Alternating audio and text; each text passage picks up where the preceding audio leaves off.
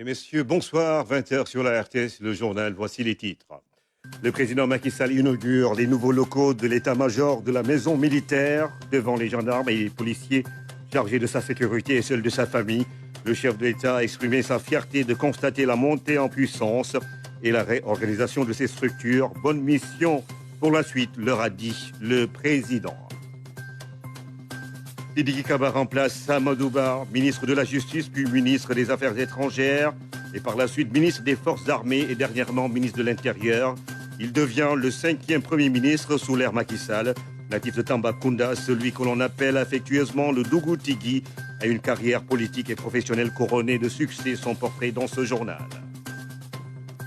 95 voix pour, 48 contre, 3 abstentions. Les députés ont adopté hier le projet de loi d'amnistie générale sur les faits qui se sont produits lors des manifestations entre février 2021 et mars 2024.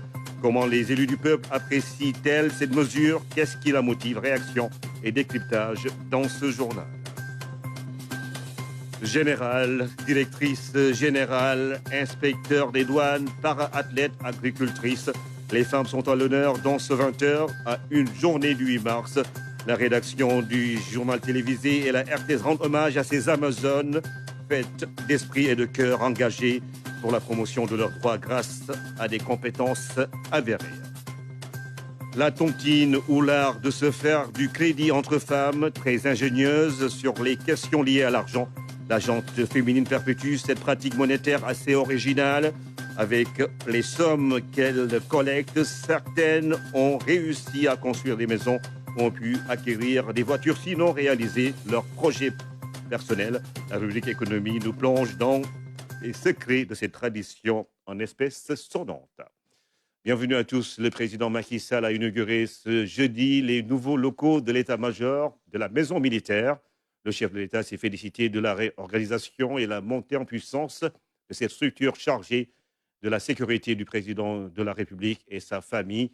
En saluant leur patriotisme, le président de la République engage les agents à continuer à servir l'État et la République au Marguerite. Les honneurs devant la maison militaire.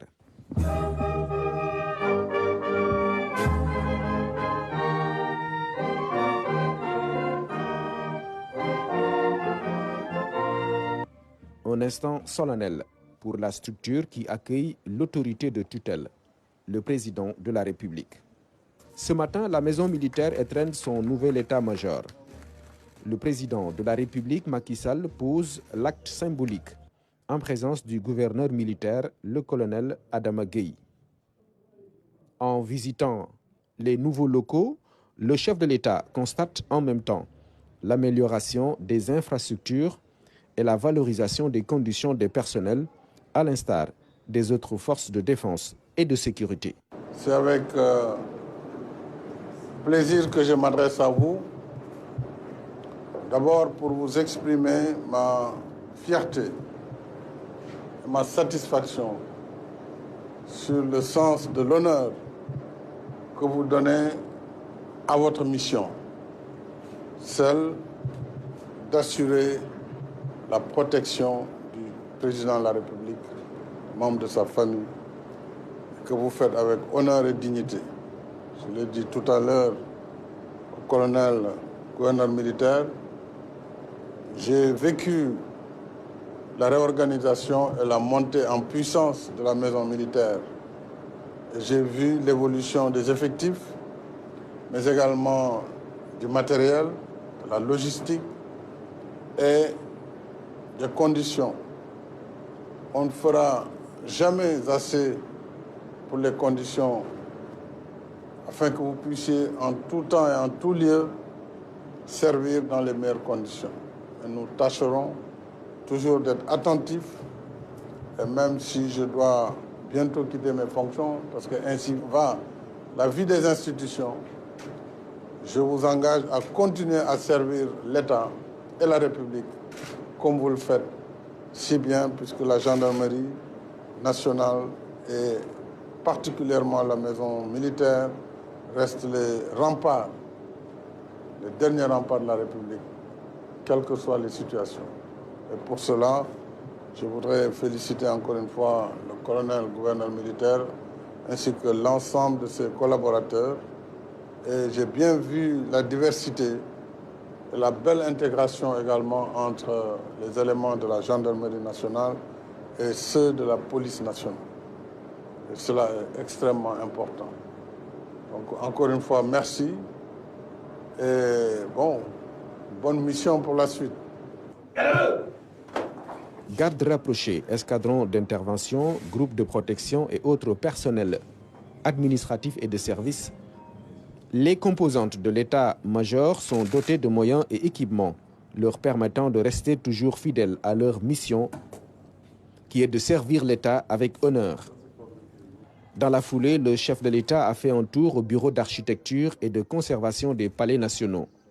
Là aussi, le président Macky Sall s'est félicité du travail de qualité de la patronne Mme Youga Sylla Diouf et ses collaborateurs dont les résultats sont visibles sur l'ensemble du territoire national. C'est donc une demi-journée riche pour ces structures rattachées au cabinet du président de la République, le chef de l'État qui a communié avec des compatriotes qui lui marquent toute leur fierté. À présent, ce communiqué du CNRA, le Conseil national de régulation de l'audiovisuel, informe les candidats à la présidentielle que les enregistrements des temps de parole auront lieu les vendredis 8 mars et samedi 9 mars 2024 à la RTS sous sa supervision selon l'ordre de passage déjà établi et partagé avec les différents mandataires pour la première diffusion de l'émission consacrée à la campagne le dimanche 10 mars 2024 à partir de 18h40 concernant la première tranche et 20h40 pour la seconde sur le réseau synchronisé de la RTS, communiqué signé du président du Conseil national de régulation de l'audiovisuel. Et puis, nous parlons justement de sa nomination comme Premier ministre. Sidiki Kaba devient le 5e chef du gouvernement sous l'ère Macky Sall, celui qu'on surnomme le Dougoutigui dans son fief de Tambacounda, étant véritable serviteur de la nation, avec une carrière politique et professionnelle couronnée de plusieurs succès au Sénégal et dans le monde. Moussa Mané nous dresse son portrait. Je voudrais remercier très sincèrement son Excellence, Monsieur le Président de la République, Macky Sall, qui a porté son choix sur ma modeste personne pour être le Premier ministre du Sénégal. C'est une confiance renouvelée parce qu'il a eu à me nommer à des ministères régaliens, ministre de la Justice, ministre des Affaires étrangères, ministre des Forces armées, ministre de l'Intérieur, aujourd'hui Premier ministre du Sénégal, à une station élevée de l'architecture gouvernementale. Je voudrais remercier mes parents pour l'éducation qu'ils m'ont donnée. Ils n'ont ménagé aucun effort pour qu'il en soit ainsi. Je remercie les populations du Sénégal oriental qui m'ont toujours marqué un soutien indéfectible, mais aussi tous mes compatriotes qui ont marqué à mon endroit leur soutien, mais également aussi leur considération, voire leur affection. Je voudrais aborder ce grand privilège qui m'est fait avec un esprit de responsabilité, d'ouverture et d'apaisement. Et je voudrais ainsi travailler de manière à ce que les objectifs que le président de la République, Macky Sall, a eu à m'assigner et qui ont produit à travers le PSE des résultats tangibles et colossaux. Et encore une fois, je suis dans la position qui me permet de dire qu'aujourd'hui, je serai encore plus engagé à servir mon pays en ne ménageant aucun effort. C'est sans doute son engagement constant auprès du président de la République, Macky Sall, qui lui a valu cette nomination. L'homme est resté toujours fidèle et loyal au chef de l'État. Grand serviteur de la nation, Maître Sidiki Kaba arrive à la plus haute marche de la station gouvernementale du Sénégal. Celui qui a été élevé au titre de Dougoutigui, le patriarche, est un enfant béni. C'est donc toute une consécration que de se voir confier successivement et sans discontinu 4 ministères de souveraineté, la justice, la diplomatie, les forces armées et l'intérieur. Tout repose certes sur la confiance placée en lui par le président de la République Macky Sall. Mais Maître Sidiki Kaba n'emporte pas moins le profil de l'emploi dans cette période traversée par d'intenses remises en cause des certitudes diplomatiques et sécuritaires. Il entre au gouvernement le 2 septembre 2013 où il devient garde des Sceaux, ministre de la Justice jusqu'en 2017. Ensuite, ministre des Affaires étrangères et des Sénégalais de l'extérieur du 7 septembre 2017 au 7 avril 2019. Il quitte ce département stratégique pour un autre aussi stratégique, les forces armées, d'avril 2019 au 11 octobre 2023. Puis au ministère de l'Intérieur du 11 octobre 2023 au 6 mars 2024, date de sa nomination comme Premier ministre du Sénégal. Il est né le 21 août 1950 à Tambacounda où il a débuté ses études avant de les poursuivre au lycée Lamine Gueye, ex-Van Vollenhoven de Dakar, jusqu'à l'obtention du baccalauréat en 1972. Diplômé des universités d'Abidjan et de Dakar où il a obtenu 3 licences en droit, philosophie et lettres modernes et une maîtrise en droit des affaires, il jouit d'un riche parcours professionnel. Admis au barreau de Dakar en 1980, il sera élu membre du Conseil de l'Ordre des avocats de 1985 à 2000. Il s'engage pour la défense des droits de l'homme au Sénégal et dans le monde. Alliant activité professionnelle et défenseur, il devient ainsi un militant actif et adhère à la section sénégalaise d'Amnesty International en 1981 avant de rejoindre l'Organisation nationale de défense des droits de l'homme, qu'il va présider de 1995 à 2000, après avoir été vice-président de 1987 à 1995. Il est en effet le premier Africain élu en 2001 comme président de la Fédération internationale des Ligues des droits de l'homme, la doyenne des organisations de défense des droits de l'homme, qui regroupe quelques 165 ONG dans 120 pays. Il est aussi le premier Africain élu le 8 décembre 2014 président de l'Assemblée des États partis au statut de Rome de la Cour pénale internationale. Sa compétence, son humanisme et sa passion pour la justice en ont fait tantôt le défenseur de nombreux opposants et prisonniers d'opinion en Afrique, tantôt le défenseur des victimes des graves violations aussi des droits de l'homme. Fortement engagé pour la cause de la justice universelle, il a su développer un réseau mondial et reconnu des défenseurs des droits de l'homme. Maître Sidiki Kaba, Premier ministre, le choix laisse peu de place au doute, tant l'homme s'est illustré dans les différents postes de souveraineté qu'il a occupés, dans les gouvernements successifs. Fidèle parmi les fidèles au chef de l'État, il a désormais la délicate mission de conduire les politiques publiques et parachever l'œuvre immense de transformation socio-économique du pays impulsée par le président Macky Sall. Maître Sidiki Kaba à la primature. Au-delà du symbole, le commentaire est signé Ousmane Garifaye. La mine sereine et grave. Le pas mesuré qui s'avance dans la solennité républicaine en direction du chef de l'État. Quand il foule le tapis rouge dans les entrailles du palais de la République, l'avocat ne s'implique jamais en rendez-vous avec l'histoire. Celle de devoir, dans un contexte national particulier, présider aux destinées de la nouvelle équipe gouvernementale sous l'impulsion du chef de l'État.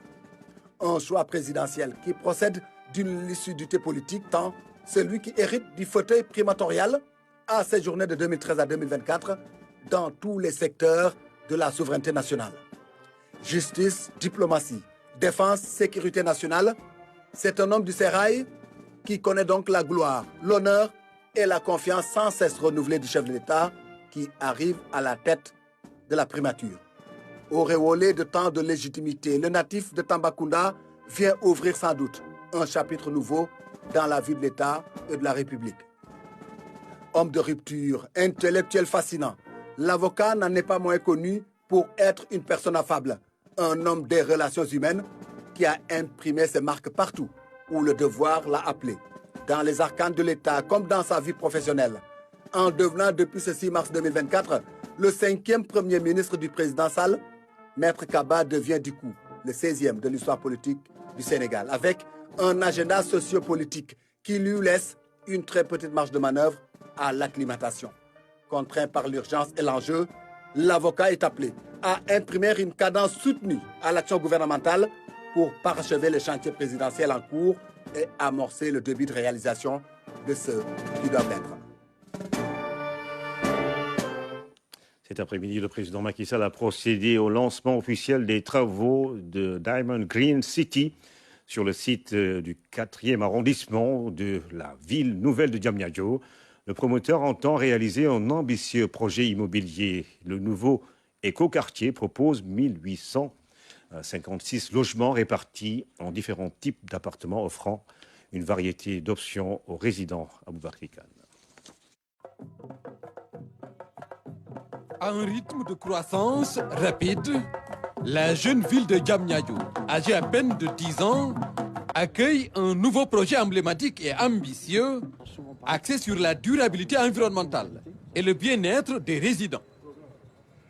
De jour en jour, Diamniadio conforte ainsi son standing de ville moderne aux vocations multiples.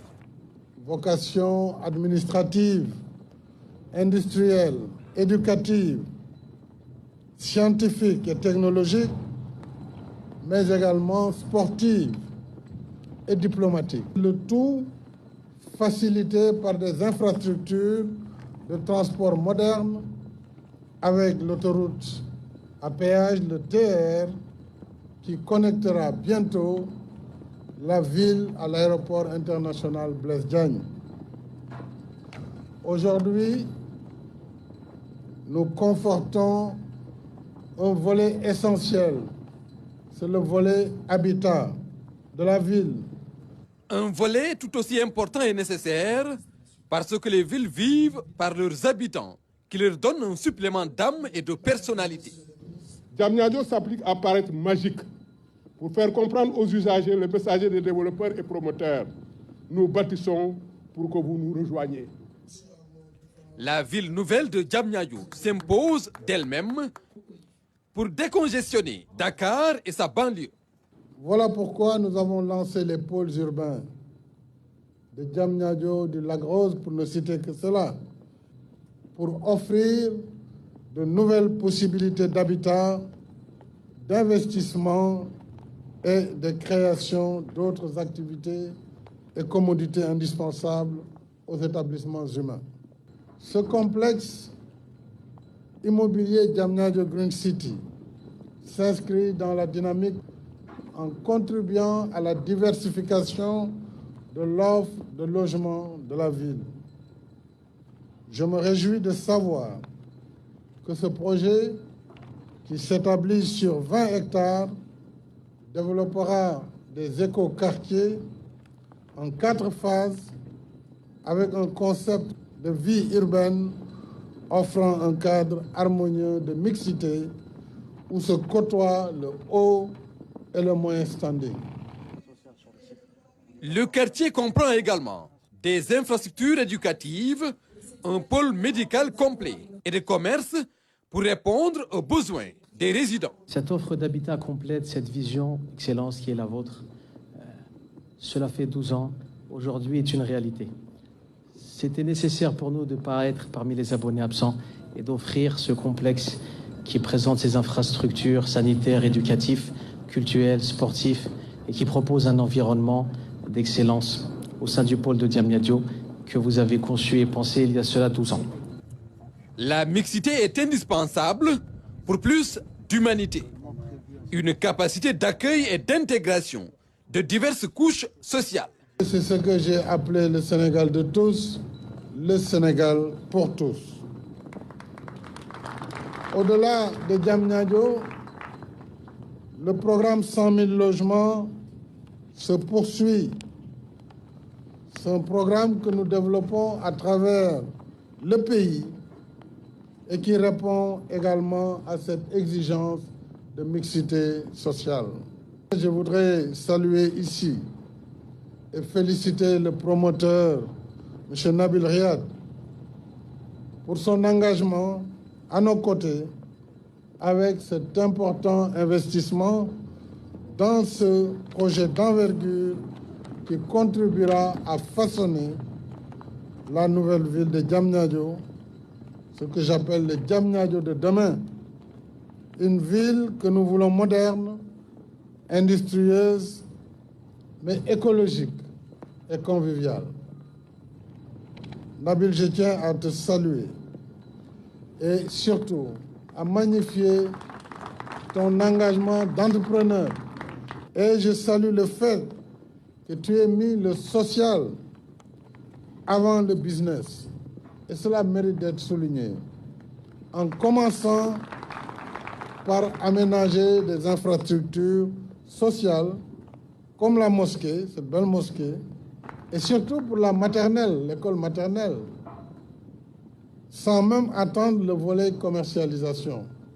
Diamond Green City met l'accent sur l'énergie solaire et le recyclage des déchets. Le quartier entend réduire son empreinte carbone et préserver les ressources naturelles. Retour sur le vote du projet de loi portant amnistie générale sur les faits qui se sont déroulés entre février 2021 et mars 2024. Le texte a été adopté à la majorité. Le ministre de la Justice, garde des Sceaux, souligne l'importance de cette loi. Selon Maître Aïssata Tall Sall, elle renforce la stabilité et la cohésion sociale. Cher Mohamedou Bamba Gueye. Presque 10 heures de débats souvent intenses mais sereins entre majorité et opposition. Et à 20 heures, au terme des échanges, le projet de loi portant amnistie passe 95 voix. Avec une majorité de 95 voix pour, 48 contre et 3 abstentions. Le garde des Sceaux rappelle l'importance de cette loi d'amnistie. Le contexte. Pourquoi maintenant? Eh bien maintenant parce qu'il s'en va. Et il veut laisser le pays en paix. Ce que le président Macky Sall a vécu en termes de troubles. Mais quand même, il dit, moi, ce que j'ai encaissé, ce que j'ai supporté, je ne le souhaite pas à mon pire ennemi. Mais je ne le souhaite pas à mon successeur. Donc il faut qu'il vienne et qu'il trouve un Sénégal calme, apaisé, réconcilié. Si nous voulons de la réconciliation. Si nous voulons de la réconciliation. Voilà le pourquoi du maintenant. La réconciliation nationale et le pardon des éléments fédérateurs nécessaires à un esprit de dépassement pour consolider la cohésion sociale et l'unité nationale malgré les divergences de points de vue. Le Sénégal est un très grand pays. Le Sénégal n'est pas un grand pays parce que nous avons maintenant du gaz et du pétrole. Nous sommes un grand pays parce que de grands hommes et de grandes dames ont construit cette nation, l'ont consolidée et ont fait de cette République ce qu'elle est aujourd'hui. Madame la ministre, j'ai la chance d'être avec vous, de partager une partie socialiste. Je dirais que je suis socialiste comme vous. Et je reste disais qu'être socialiste, c'est être républicain jusqu'au bout. La République, c'est un champ. C'est même un corset pour les grands esprits. On y est ou on n'y est pas. Et quand on y est, on accepte ses codes, on accepte les postures. Monsieur le Président, l'amnistie est une modalité de régulation sociale et politique par la concertation, le dialogue, pour la formulation d'une décision collective. À l'origine, elle signifie oubli.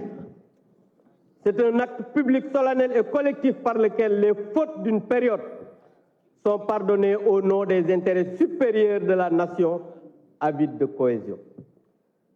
C'est une pratique connue de toutes les sociétés du monde et de tous les types de régimes depuis l'Antiquité, je l'ai dit en commission. Le ministre de la Justice, expliquant l'esprit de cette loi d'amnistie, a rappelé son caractère consolidant qui préserve la paix et la stabilité. Quand il y a eu le problème de la Casamance en 1988 et qu'Abdou Diouf s'est levé et a dit nous devons transcender, nous devons dépasser cela, je vous demande, juger ou pas juger, d'amnistier les faits de Casamance. Et c'est les mêmes députés que vous qui l'ont fait ici, dans cet hémicycle. Donc, on n'a pas besoin obligatoirement d'avoir un jugement pour prononcer une amnistie. Par contre, et je réponds à ceux-là qui ont dit pourquoi pas gracier, par contre, on a toujours besoin d'une condamnation définitive pour gracier. La loi d'amnistie votée ayant un caractère impersonnel et général met le Sénégal au cœur des préoccupations du chef de l'État dans un pays où le dynamisme économique croissant rassure sur les défis futurs. Après le vote de cette loi, les députés ont exprimé la nécessité d'aller vers une réconciliation comme l'a souhaité le chef de l'État pour toujours illustrer ce qui reste au Sénégal le fondement de notre nation, c'est-à-dire l'exception sénégalaise. Voici quelques propos recueillis par Cheikh Bamba Gueye. Je voudrais d'abord féliciter le président de la République, son Excellence M. Macky Sall, pour avoir bien voulu prendre cette initiative de proposer à nous parlementaires ce projet de loi portant amnistie générale. Et s'il n'y avait pas de fait, d'événement, il n'y aurait jamais eu ce projet ou bien cette proposition de loi d'amnistie. Nous avons convoqué Subhanahu wa Ta'ala, qui est disposé et capable de pardonner tous les péchés, à l'exception du shirk. Nous avons également rappelé qu'un père de famille, lorsqu'il donne des instructions à son fils, ou lorsqu'il lui donne un avis, ce dernier, s'il a le sens de l'autorité et de la soumission, n'a pas à dire « j'attends d'être convaincu par mon père ».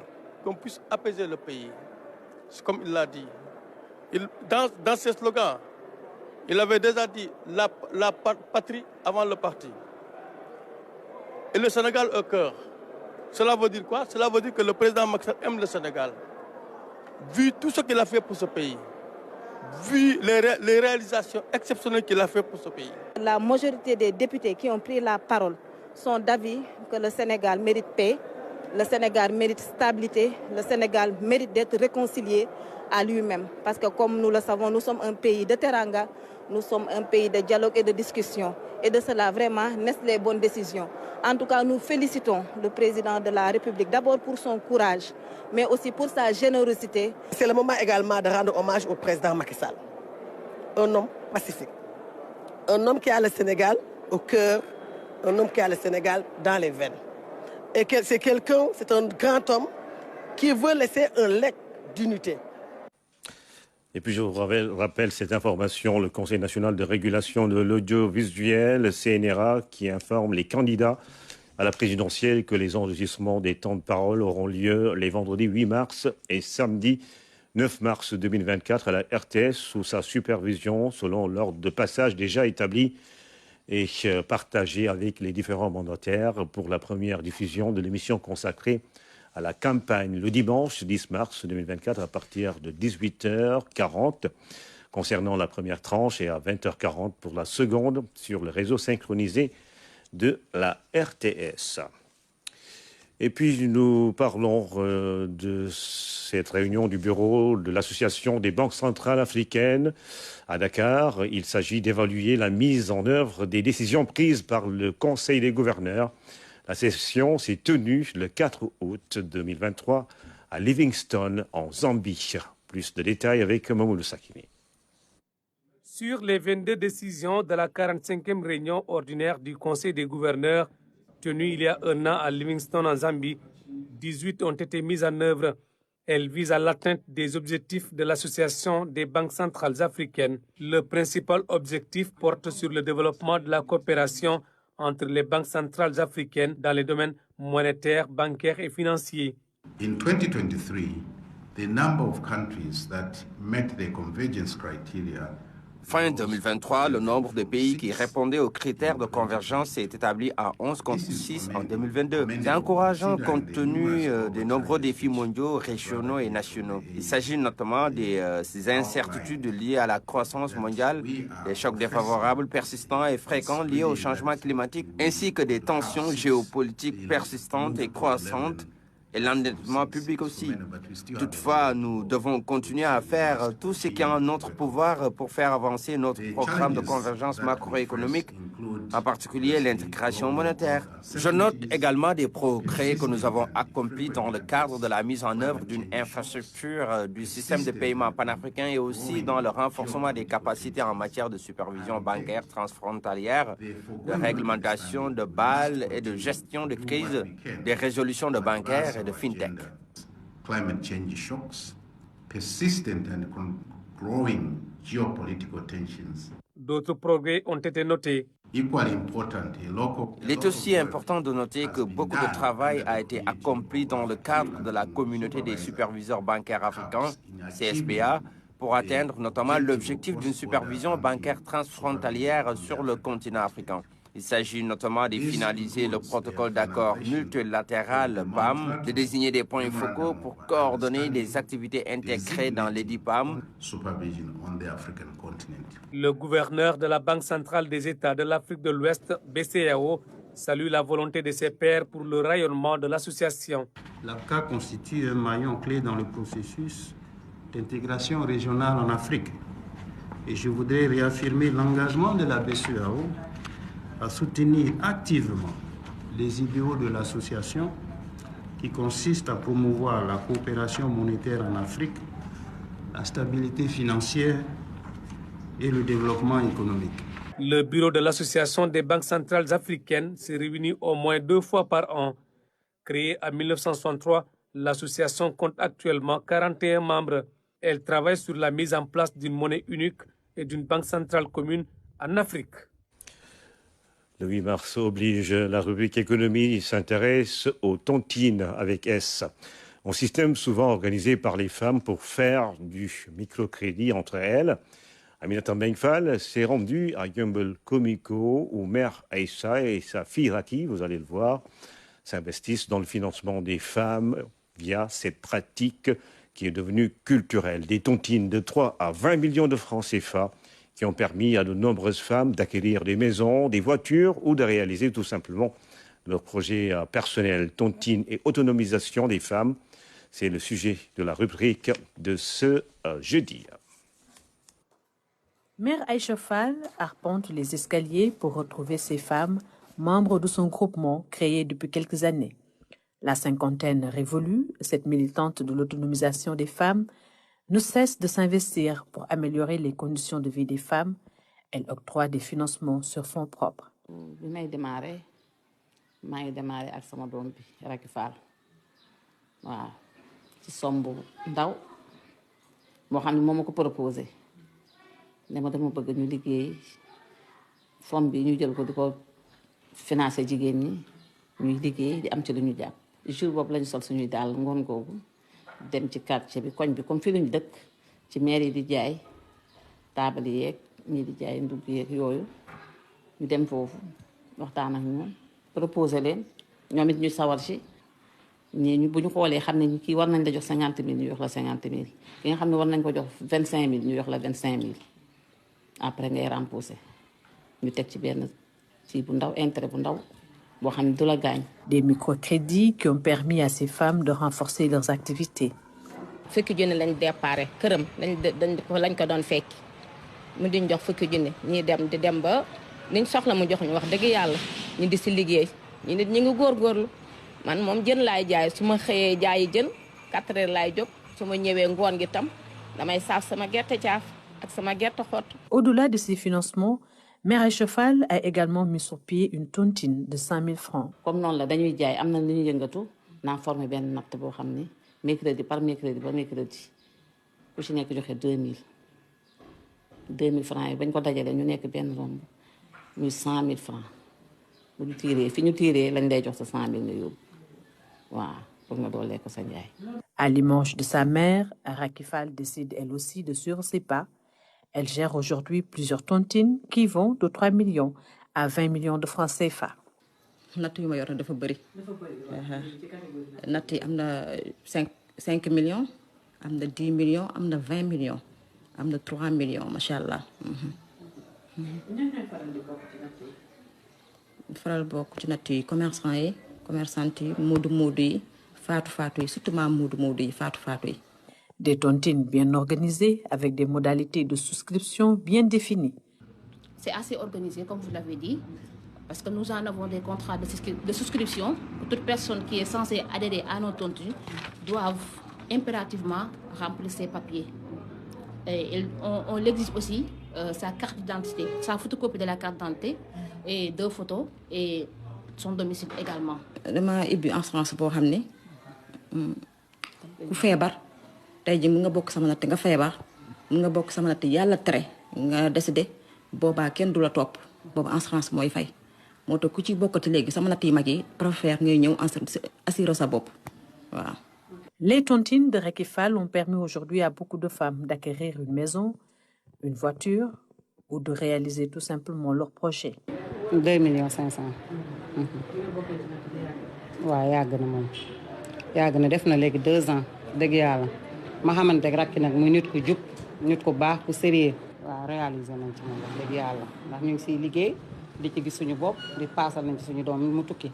natt bi bokk naa si depuis 2019 maa ngi ak ñoom ba ma gisanteeg Recky Fall matul 2 mois fii laa gisanteeg moom wax dëgg fa yàlla natt bu nekk teggil na ma fi reggil na ma fi 250 000 teggil na fi 1 million teggil na fi 500 000 ba 3 millions wax dëgg fa yàlla su ma demee ba sama am liggéey toll fii grâce à moom du meuble du dara lépp lu nekk sama kër moom ma ko teggil barki de moo njaay la ma jaay chambre à coucher 1 million 300 fi mu ne nii bëgg naa tabaxal samay doom kër te incha allah ci laa ci bëgg. bokk naa ci natt bi yàggul ci 1 mois 20 jours bi laa bokk 5 jours 25 000 chaque 5 jours 250 000 man damay jaay waa commerçante la am naa demoon naa sax ba dama doon dem di placer ay bagages mais à la fin ñoom moom moo tax sax ma boole li ma yor ak li ma sotti doon ma boole ko chargé boutique bi. La tontine ou le microcrédit au féminin fait recette au Sénégal et ces femmes sollicitent l'accompagnement de l'État pour mieux encadrer ces tontines qui ne cessent de prendre des proportions importantes et gagnent de la place dans le tissu économique du pays.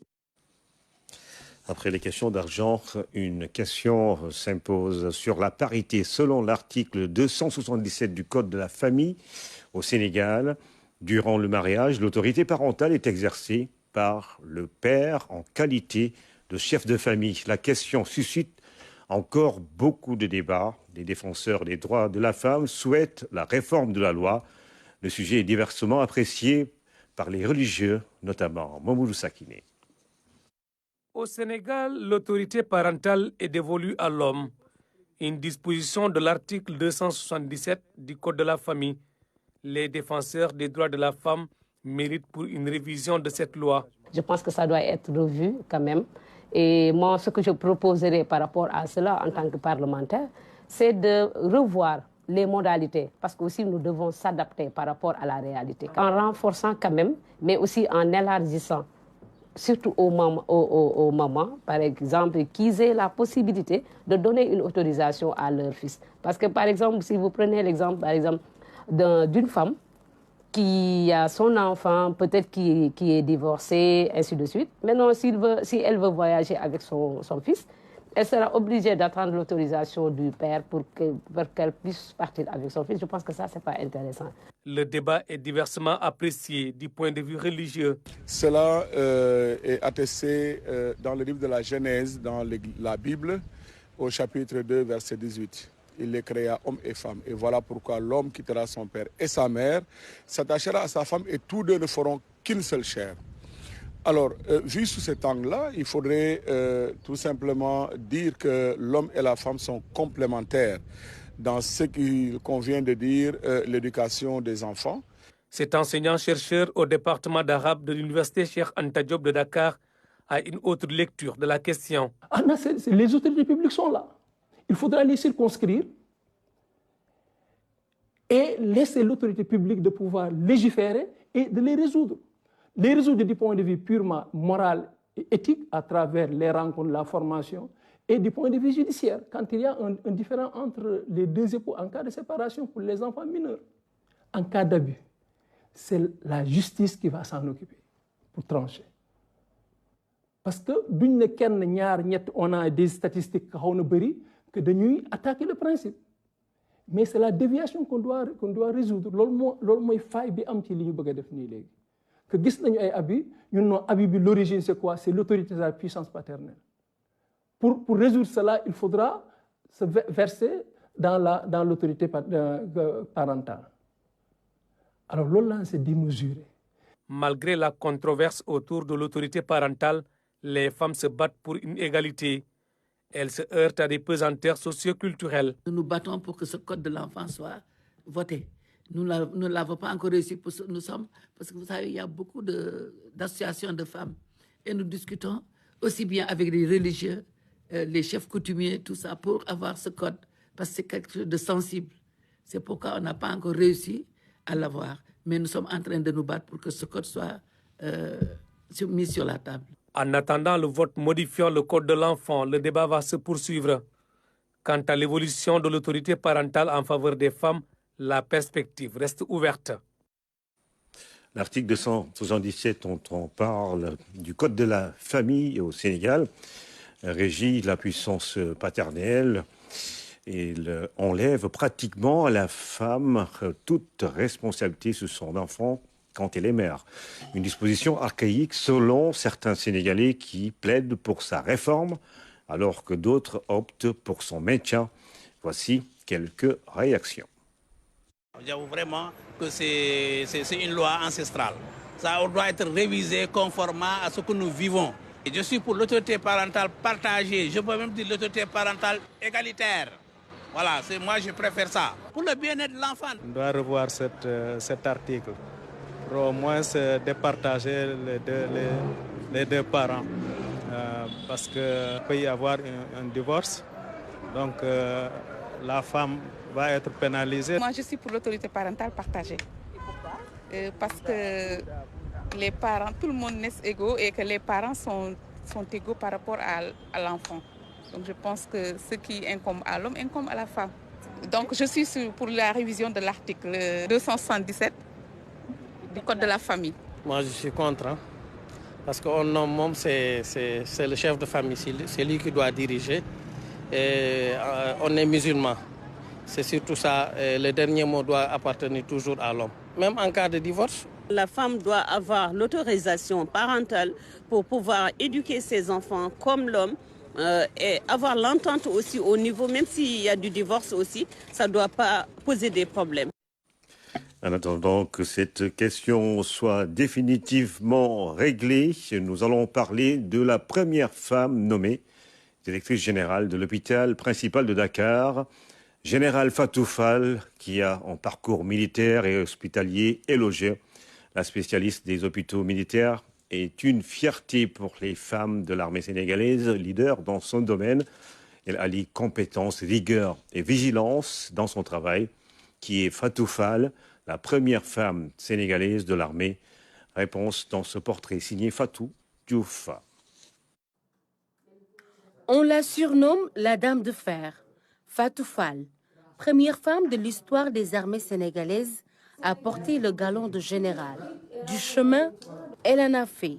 Brillante élève, son cursus scolaire est couronné de succès. J'ai fait mes classes primaires à Dakar, à l'école Clémenceau, à Dakar, avant de suivre mes parents à l'intérieur du pays, à la suite de la mutation de mon père qui était inspecteur de l'enseignement, d'abord à Foundiougne, où j'ai passé mon entrée en 6e. Ensuite à Kaolack, j'ai fait ma 6e au lycée Gaston Berger.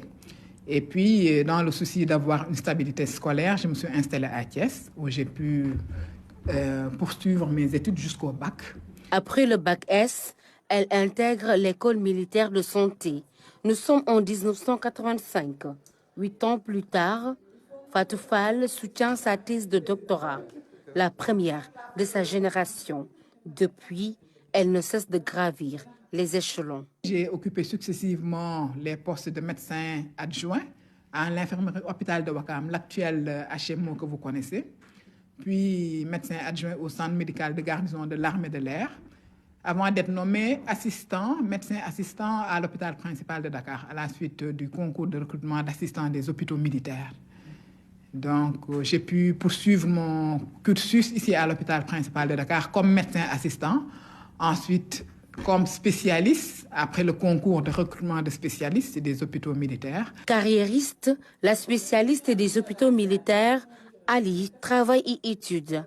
En 2012, elle devient professeure agrégée en hépatogastro-entérologie du Val-de-Grâce à Paris. Donc, j'ai occupé le poste de chef de service avant l'agrégation d'hépatogastro-entérologie en 2006 et à partir de 2014, j'étais nommé chef du département de médecine. Le président de la République m'a fait un grand honneur en me nommant à ce poste de médecin-chef directeur de l'hôpital principal de Dakar, mais c'est surtout la femme qui est honorée.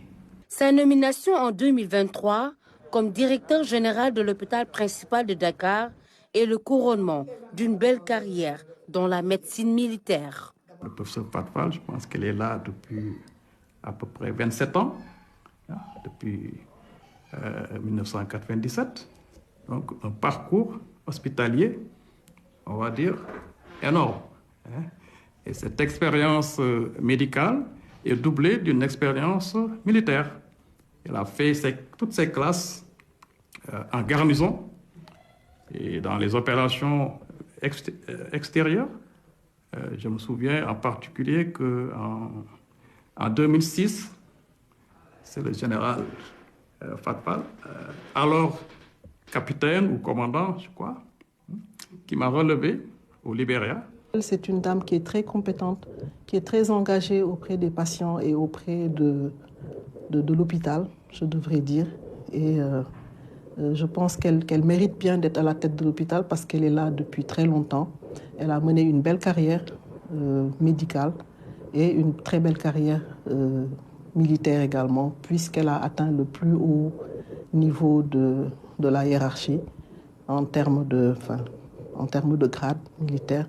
Et c'était une énorme fierté pour nous les femmes de l'avoir accédé à ce grade parce que ça ouvre énormément d'opportunités à toutes les femmes dans l'armée. Le 8 mars est une occasion pour elle de lancer un message aux jeunes filles. Aucun pays ne peut prétendre au développement en laissant de côté la moitié de sa population. Donc il faut qu'elle travaille bien à l'école et qu'elle soit consciente de cet enjeu. Sans elle, le pays ne peut pas se développer.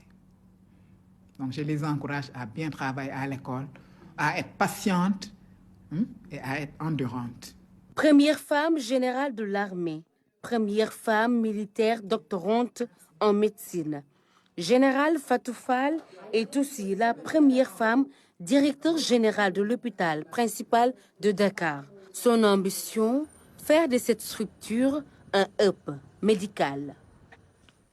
Les femmes sont aux commandes malgré une entrée très récente, c'était en 2015 dans ce corps. Les femmes ont fini de prendre la place qui leur est dévolue au sein des douanes sénégalaises. Parmi celles qui s'illustrent, l'inspecteur des douanes, le commandant Rokhaya Wade. Elle a en charge le stratégique bureau des régimes économiques et particuliers. Moussa Mané l'a suivi dans ses activités au quotidien. Voici son reportage. Commandant Rokhaya Wade, inspecteur des douanes.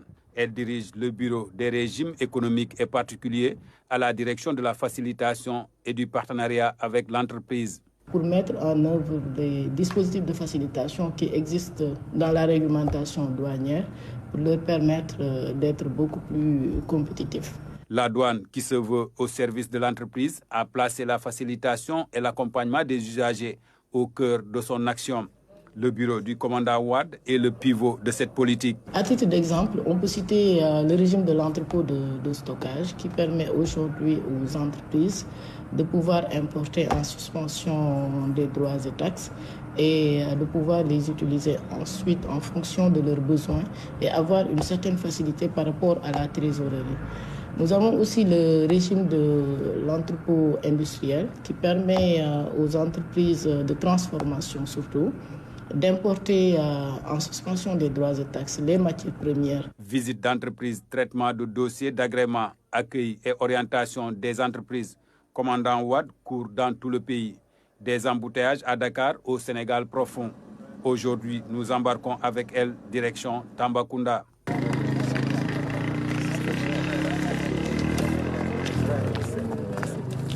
Elle est venue express pour l'accompagnement de la douane au projet du terminal à conteneurs de la Société des chemins de fer du Sénégal. Vu l'importance de ce projet dans la décongestion du port, mais également la fluidité du transport pour le corridor Dakar-Bamako. À l'issue de cette visite, je dois dire que l'essentiel a été fait. Donc, il suffit de satisfaire quelques recommandations que nous avons eu à faire pour que l'agrément soit effectif. Retour au bureau à Dakar où des milliers de dossiers à traiter l'attendent. 1000 par mois en moyenne, soit 50 000 pièces à vérifier par an. Heureusement que la douane a pris l'option sérieuse de digitaliser ses services. Qui nous permettra à terme de pouvoir gagner du temps dans le traitement des dossiers, optimiser les ressources humaines dont nous disposons aujourd'hui et être beaucoup plus efficace par rapport au traitement des dossiers. Sur la condition féminine en douane, le commandant Wade se prononce. Avant d'intégrer l'administration des douanes, avant d'être inspecteur des douanes, je suis d'abord une femme. Donc j'ai été éduquée, j'ai été préparée à ce rôle et avec l'aide aussi de nos conjoints, la compréhension de nos familles, on parvient quand même à concilier la vie de famille et la vie professionnelle. Le commandant Rokhaya Wade est le point focal genre de l'administration des douanes. Elle est une preuve éloquente de la présence des femmes au sein du corps des soldats de l'économie. Une présence qui illustre bien la politique de valorisation du capital humain qui est le premier axe de la nouvelle vision de la Direction générale des douanes. Elle a participé au développement de l'agriculture au Sénégal. Mariama Dramé, loin d'être une journaliste, c'est un pur produit de l'Agence nationale de conseil agricole et rural ANCAR, dont elle est la directrice générale depuis 2015. Une valeur sûre donc dans le secteur qu'elle affectionne. Ses compétences managériales et son amour pour le conseil agricole ont propulsé l'ANCAR vers des performances rares. Voici justement son parcours avec Salusec. Son nom est intimement lié au secteur agricole. Sociologue et ingénieur des travaux des eaux et forêts et chasse, Mariama Dramé fait partie des 2 premières femmes à fréquenter la section foresterie, une formation jadis réservée aux hommes. Et durant toute sa carrière professionnelle, elle a œuvré pour le développement de l'agriculture sénégalaise. Sa passion, le conseil agricole. Le conseil agricole, c'est une partie de moi, c'est ma passion. 22 ans de carrière, ça quand même, ça dit quelque chose. Alors, le conseil agricole nous met en interrelation, en interaction entre les acteurs du monde rural. En tant qu'agent de l'ANCAR, déjà, le conseil agricole nous met en interrelation avec la recherche, qui nous donne notre premier intrant de travail, les technologies générées par la recherche. Il est l'intrant stratégique qui permet d'améliorer la productivité agricole. C'est pourquoi l'ANCAR est le bras technique du ministère de l'Agriculture et de l'Équipement rural. Véritable actrice de développement rural, Mariama a gravi tous les échelons au niveau de l'ANCAR, de chef d'équipe à la direction générale, en passant par technicien spécialisé et chef de service technique. Mariama a exercé au niveau des principales zones d'intervention de l'agence, ce qui explique sa maîtrise du secteur et de la boîte. On est présent sur tout le territoire sénégalais. On est dans cette zone agroécologique, mais au niveau des communes, des départements et des communes. Donc on est la seule structure qui a cette envergure et cette présence sur le terrain. Au niveau de la direction générale, nous travaillons surtout sur les orientations stratégiques et accompagner les directions de zone dans l'opérationnalisation de ces orientations. Ces orientations sont déclinées dans notre plan stratégique de développement. Ce plan stratégique fait partie des nombreuses innovations apportées par la directrice générale, des réformes qui font aujourd'hui de l'ANCAR une structure attirante. L'ANCAR n'était pas très envié. Ce qui était connu à l'époque de l'ANCAR, c'est que c'était une structure qui avait beaucoup de difficultés, qui avait beaucoup de défis à relever. L'ANCAR s'est transformé sur tous les plans. Le partenariat s'est développé. Annuellement, nous signons en moyenne une quarantaine de conventions de partenariat. Donc, tous les bailleurs et tous les partenaires veulent travailler avec l'ANCAR. Le climat social est tout à fait apaisé. Ici, les témoignages sont unanimes sur ses compétences managériales et son humanisme. Je la décrirais comme une passionnée de l'agriculture, du développement rural et de l'ANCAR. Quand on parle de l'ANCAR, elle dit qu'elle n'a pas d'amis. Cela montre vraiment l'envie qu'elle a de rénover, de révolutionner les choses. Et vraiment, je pense que toutes les réformes apportées au sein de l'agence ces dernières années ont contribué à améliorer l'impact que l'ANCAR a sur le développement rural et sur les producteurs qui sont vraiment au devant de la scène quand il s'agit de conseil agricole et rural. On s'est connus en 2001 à la direction régionale de Saint-Louis. Et là-bas, on a eu à travailler ensemble. Et elle me disait à chaque fois, Aïssatou, si jamais je deviens DG, je vais te prendre comme assistante. Et effectivement, en 2015, elle a tenu à sa promesse. Je peux dire que c'était comme une prophétie.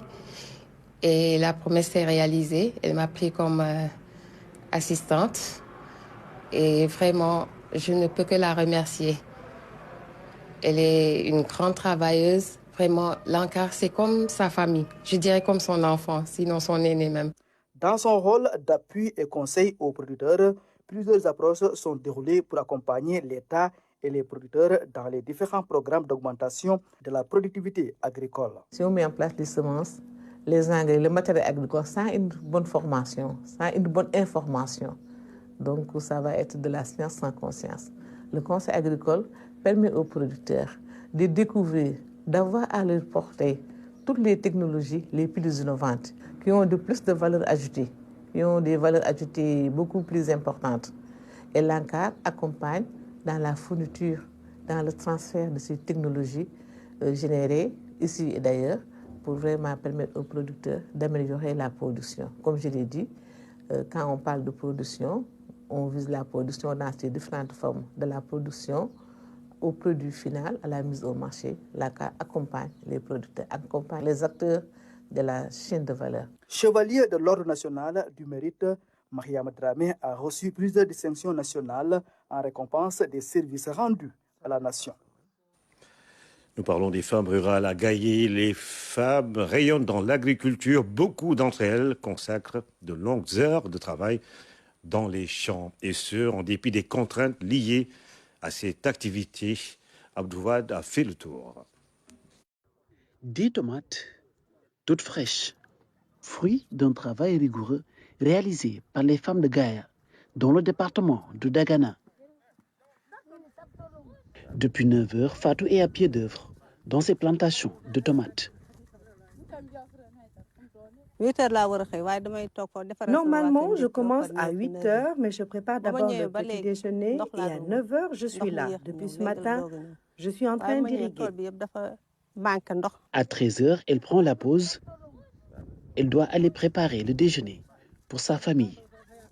Cultiver la tomate exige du métier et de gros efforts physiques. Le travail est dur. Nous le faisons nous-mêmes sans aucune assistance. Cela nécessiterait des moyens. Le travail prend du temps, ce qui est très normal. Le rythme d'une femme est plus lent.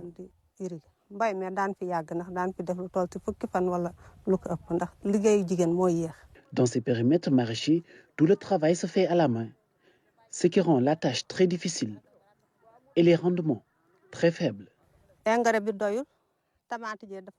L'engrais reste insuffisant, ce qui est à l'origine de ce que vous observez en ce moment dans les champs. Et nous passons notre temps à retirer les mauvais produits. Autre difficulté majeure, les pertes enregistrées, qui représentent un manque à gagner important. Nous perdons une grande quantité de nos récoltes parce qu'on n'a pas les moyens de les transporter au marché. À la fin de la campagne, on gagne très peu. Mais pour ces braves femmes, hors de question de baisser les bras. Il n'y a pas de secret. Seul le travail paie. Ces femmes sont employées dans ces champs de tomates pour assurer la récolte. Elles gagnent 100 francs par caisse de tomates remplie.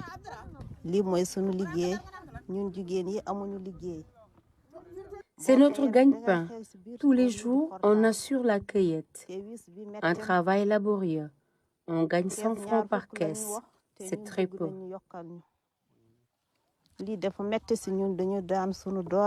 Tous les jours, elles travaillent sous le soleil jusqu'à 17 heures. Avec leurs maigres revenus, elles comptent subvenir aux besoins de leur famille. On est là jusqu'au soir. Après, on rentre à la maison s'occuper des enfants et des tâches ménagères. Ce travail que nous faisons, ce n'est pas une question de savoir-faire, mais juste de la détermination et avoir le sens du sacrifice. Gaïa, terre natale de Mame Sidi Hadji Malick Sy, rayonne par son activité économique, portée par ces femmes qui labourent sans relâche. Nous travaillons jour et nuit sans relâche. Nous voulons de l'engrais et avoir accès à la terre. Notre travail demande des moyens, des financements. Nous ne demandons qu'à travailler.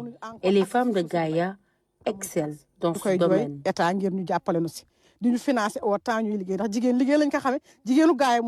Grâce à ces hectares de patates à perte de vue, Fatou s'est forgé une belle notoriété dans le village. J'exploite tous ces hectares avec d'autres femmes. Ça demande des efforts physiques. On a besoin d'être accompagné. Parmi leurs requêtes figurent l'octroi d'engrais, des machines agricoles et des magasins de stockage de récoltes. Des leviers importants pour booster la productivité et accompagner ainsi l'autonomisation des femmes. On gagne de l'argent dans ces champs, on rend grâce à Dieu. Mais nous sommes capables de faire beaucoup plus si on nous accompagne avec plus de moyens. La journée du 8 mars ne change pas grand-chose à leurs habitudes. L'espérance d'une bonne récolte relègue toujours leurs contraintes au second plan. Dernier portrait dans la série de ce soir, celui de Dag Diop, une para-athlète spécialiste justement du lancer de poids et disque. Malgré son handicap, elle s'épanouit dans le sport. Dag Diop a rencontré pas mal de difficultés, mais elle n'a jamais lâché. Elle lance un appel pour plus de soutien en faveur des femmes handicapées sportives. Ibrahim Boub l'a rencontrée ce matin au stade Iba Mar Diop. Reportage. La rage de vaincre d'une para-athlète qui vise loin. Dag Diop, 35 ans, originaire de Thilmakha, Kayor Bontin, a une grande passion pour le lancer de poids et de disques depuis une dizaine d'années. Je faisais du sport sur un fauteuil roulant, mais à un moment donné, ça coûtait cher. Pour avoir un fauteuil roulant, il faut 5 millions de francs CFA. Par la suite, j'ai été orientée dans le lancer de poids et de disques par mes entraîneurs. Dag Diop s'entraîne 4 fois dans la semaine, en moyenne 3 heures au quotidien. Elle quitte Guédiawaye tôt le matin à 7 heures pour venir au stade Iba Mar Diop. Un véritable parcours du combattant. C'est très difficile. Nous n'avons pas le soutien qu'il faut. On doit être aidé. Le transport est très cher, tout comme le matériel d'entraînement. Nous lançons un appel au gouvernement et aux bonnes volontés. C'est très dur, mais nous n'abandonnons pas parce que nous sommes des passionnés.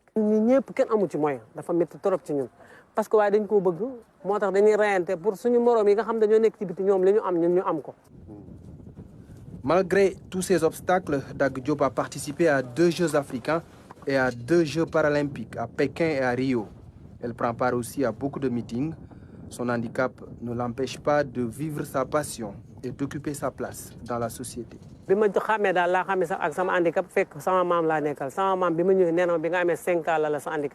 J'ai été handicapée à l'âge de 5 ans. Je vis avec. Je suis soutenue par ma famille, mes proches. Chez moi, je ne me sens pas handicapée. C'est quand je sors que je vois la différence avec les autres.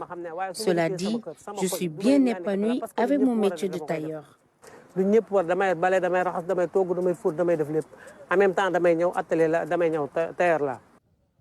Dag Diop est très apprécié par ses entraîneurs. Ils louent tous son bel état d'esprit. Pour être honnête, c'est une para-athlète qui en veut. Voilà, à chaque fois, elle vient aux entraînements, elle se donne à fond. Elle habite très loin, mais malgré cela, elle se donne les moyens de venir aux entraînements. Daga, c'est une athlète qui est vraiment très facile à gérer. Voilà, c'est très facile à gérer. Elle s'adapte très facilement. Daga Diop travaille sans relâche pour atteindre les sommets, chercher les minima et se qualifier aux Jeux paralympiques de Paris reste un objectif à court terme. Les hommes vont devoir s'y faire. En ce mois de mars, les femmes ont le pouvoir pour marquer justement cette date. La RTS a initié un plateau spécial appelé Njukel, un plateau qui a réuni plusieurs femmes venues de plusieurs régions du Sénégal et qui évoluent dans diverses activités. Regardez, c'est un reportage de Anaïs Nyanyamane. Par ce plateau spécial appelé Njukel, la radio-télévision sénégalaise célèbre la femme. Une idée de la direction générale qui magnifie la bravoure de la femme sénégalaise. C'est une innovation de la RTS. La direction générale a bien voulu le mettre en œuvre à travers une émission qui s'appelle Njukel Jigéenu Sénégal. Nous avons cherché des femmes partout au Sénégal, à Kolda, à Ziguinchor, à Louga, à Kaolack, etc., pour les amener à Dakar et leur donner des distinctions. Le Sénégal regorge de potentialités. Les femmes sont dans le fin fond du Sénégal et sont en train d'abattre un travail extraordinaire. Donc nous avons choisi des femmes pour donner des exemples au monde, aux Sénégalais et à l'Afrique. Venues des régions du Sénégal, ces femmes d'activités différentes se font distinguer. Nous avons appelé une femme qui s'appelle Namata Touré, qui est très connue à Kolda, qui est opératrice économique, mais qui est aussi agricultrice. Nous avons une autre femme, Awa Alassane Sow, qui est, elle, femme éleveur. Une autre dame, Madame Mariama Fall, elle vient de Kaolack et elle s'active dans tout ce qui est produits, céréales locales, etc. Nous avons une autre femme qui vient de Guédiawaye, une femme qui a quand même mis en place une mutuelle pour les femmes. Et enfin, nous avons une autre professeure quand même, de médecine. Elle s'appelle Maïmouna Ndour Mbaye. Elle est diabétologue et elle est la première femme élue à l'Académie de médecine de la France. Mariama Fall, la soixantaine, vient de Kaolack. Depuis 2011, elle s'active dans la transformation des produits locaux et engage plus de 300 femmes. Dans le Saloum, il y a beaucoup de cultures. Il y a beaucoup d'arachides, beaucoup de mil, beaucoup de niébé. Donc, on est dans la transformation des céréales. Nous réussissons à transformer ces graines en produits finis qui peuvent durer presque 6 à 1 an. Depuis 2011, on est dans la transformation. On est plus de 300 femmes. C'est un GIE départemental. Je demande aux femmes, surtout, de chercher un métier. Le métier, c'est l'épanouissement d'une famille. Si chaque femme s'active pour avoir des revenus, pour consolider la paix dans sa maison, ça serait une très bonne chose. Donc je lance un appel aux femmes de venir vers les transformatrices. C'est un métier, c'est un nouveau métier, mais c'est un métier d'avenir. La confiance que la RTS a envers les femmes n'est plus à démontrer. Elles occupent des places importantes dans les instances de décision. Le DG Racine Talla, dans sa politique, a fait une part belle aux femmes. Parce que les directions sont occupées pour la majeure partie par des femmes.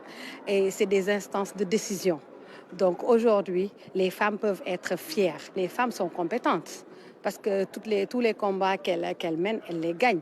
Elles sont organisées, elles sont pratiques. Vraiment, c'est ce que le DG a compris et a fait confiance à ces femmes-là.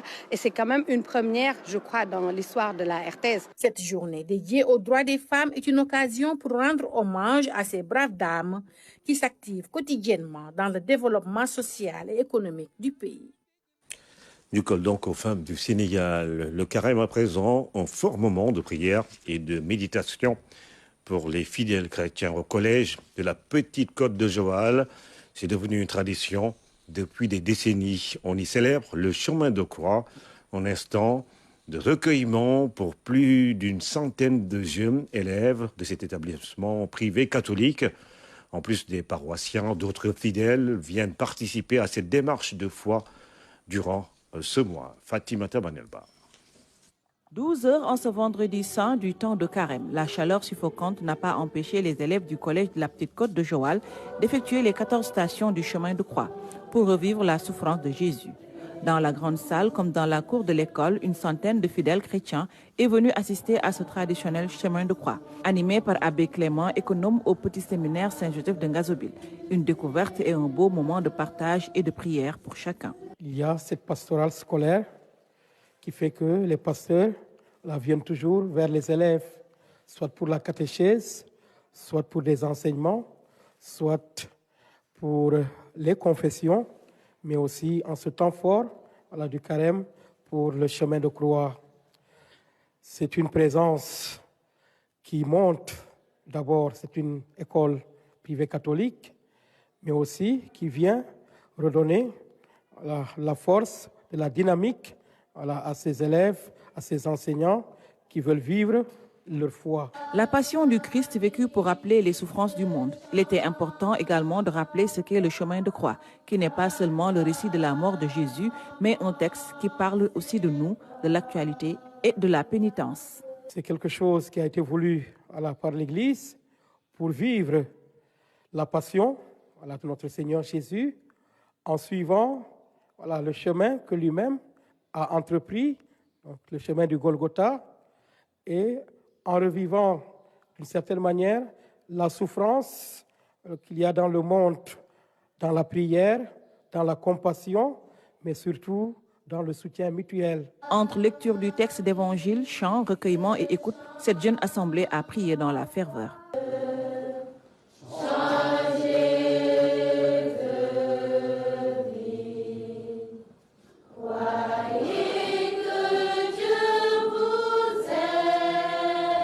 Le directeur diocésain a voulu que dans les écoles, au moment du carême, le chemin de croix puisse être célébré dans les écoles.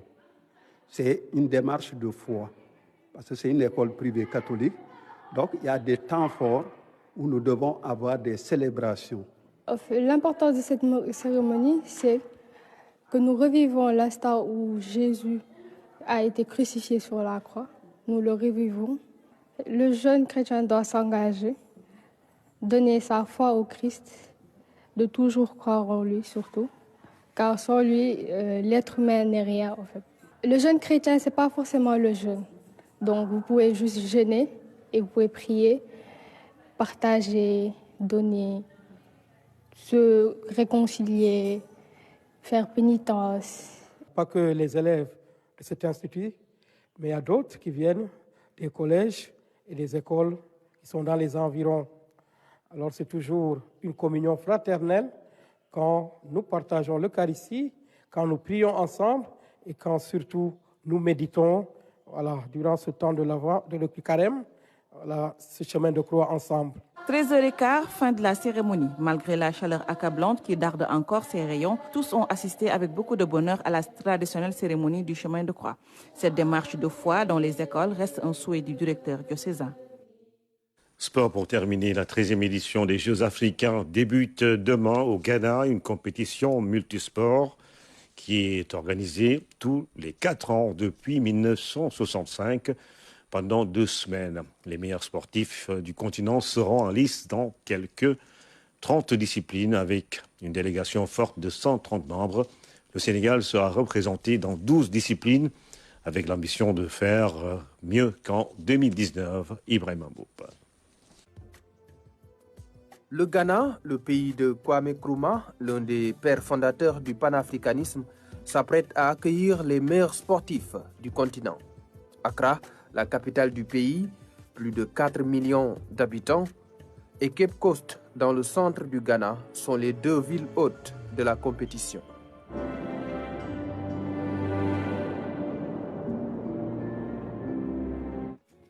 Prévus initialement en 2023, ces Jeux africains ont été reportés à 2024 à cause du retard noté dans la livraison des infrastructures. Le gouvernement ghanéen a fait par la suite d'énormes investissements pour relever le défi de l'organisation. C'est dans ce cadre qu'a été construit Le stade de l'université d'Accra, d'une capacité de 11 000 places, c'est le lieu des cérémonies d'ouverture, de clôture et des épreuves d'athlétisme.